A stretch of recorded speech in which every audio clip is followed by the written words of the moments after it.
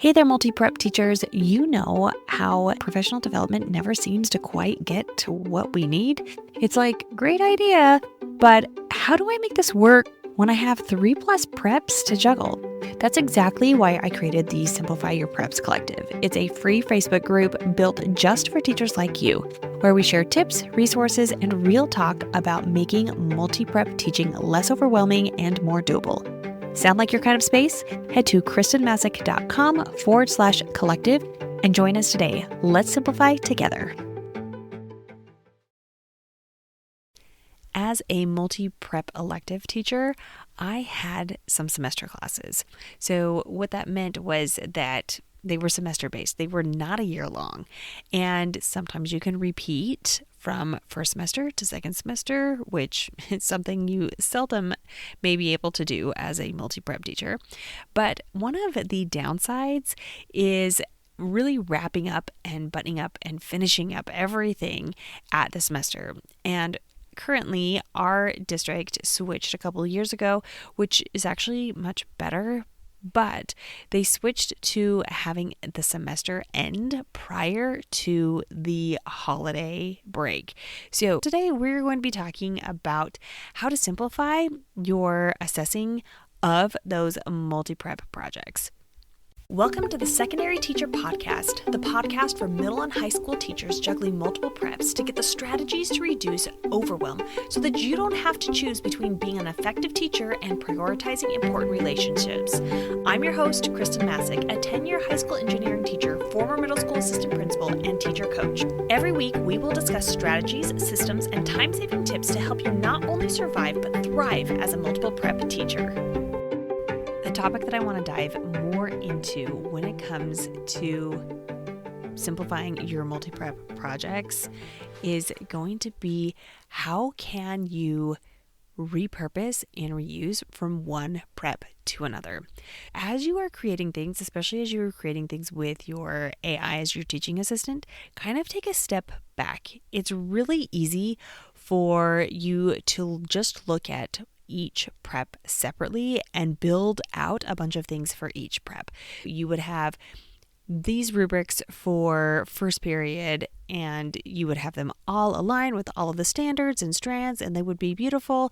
But if you don't, one way to simplify is instead of having individual rubrics for each prep that are different, you have a single universal rubric that you can use across all of your preps. You also can make it so that it is universal across all of your projects. And it can even be across any unit assessments that you might be given, but specifically when it comes to projects. How will you do this? This is where it really helps to have someone bounce ideas off of. Someone who teaches or is your assistant for each of your preps. For example, I just had a conversation with the AI. I was in ChatGPT and I was saying, how can I make a rubric? Here are my 4 preps that I'm teaching right now. I left it really broad.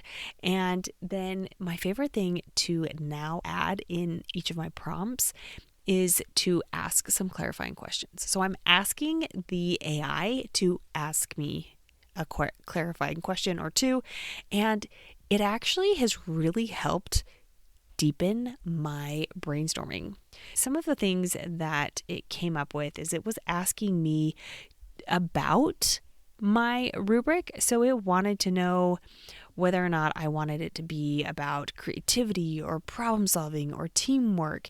And as I was going to answer that question, I wasn't sure. Do I want to have all of them listed on there, but not every single one of my projects have all of those elements?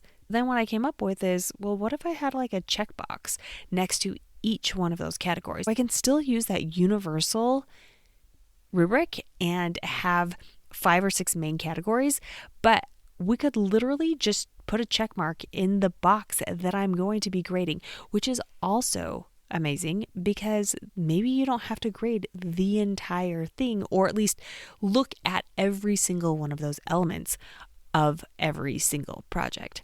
The other question that the AI asked me was it wanted to know if I wanted to weight the different categories. Well, I didn't want to weight the categories But what I thought about was, well, what if I left a space for multiplier? Because perhaps this project is more important when it comes to the collaboration aspect, where this other one, I'm really looking for whether or not they were able to show me their technical ability. Leaving that open also helped.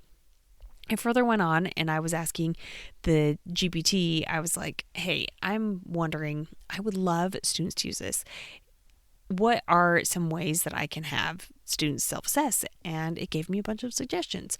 That is kind of the big idea, is by using these universal rubric that will be across preps, that will really simplify things. That is the main thing. I'm really focusing on having backward design when you're talking about your assessments, especially like your final project. But what I also want you to think about is, how can you introduce or assign these projects that make it simple for you and for your students? So another way is to have some sort of universal choice board. If you are allowing students to do a bunch of different things, which I personally love because it really supports universal design and allows students to show what they know in the means that they want to show it.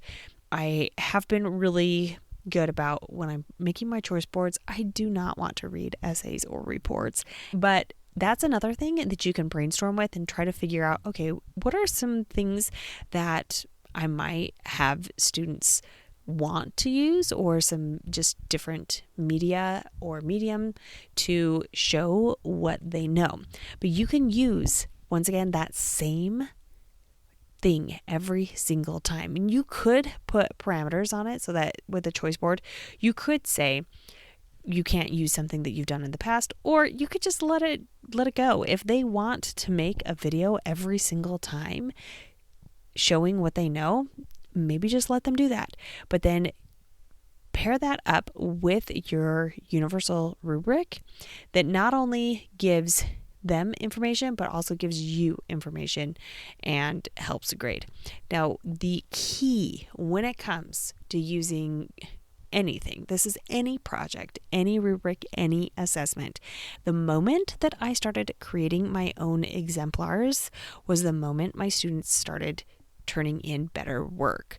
I had exemplars with the rubric. You can either have those pictures or just give samples or snippets so that they can see, what does that look like? What does that high rating or what does that proficient rating look like at that, with that particular level? And you could even have students come up with ideas on their own so that you can really show students and they can check themselves, and then it makes it easier for you. Okay, my last final thing that I want to say about projects and how to simplify projects is, when it comes to grading your projects, grade as you go. Try to grade as much and as frequently as you move along. Even if you're having students turn in the main project, you should know, and your students should know too, about where their grade is. You should have already given feedback, some sort of mark, something for about 90% of it. That will save you from having to grade tons of projects over the break. If this episode was helpful to you, it could be for others. To help spread the word about this podcast, take a screenshot of this episode, add it to your IG stories, and tag me at Kristen Masick, KHRSTEN. Until next week.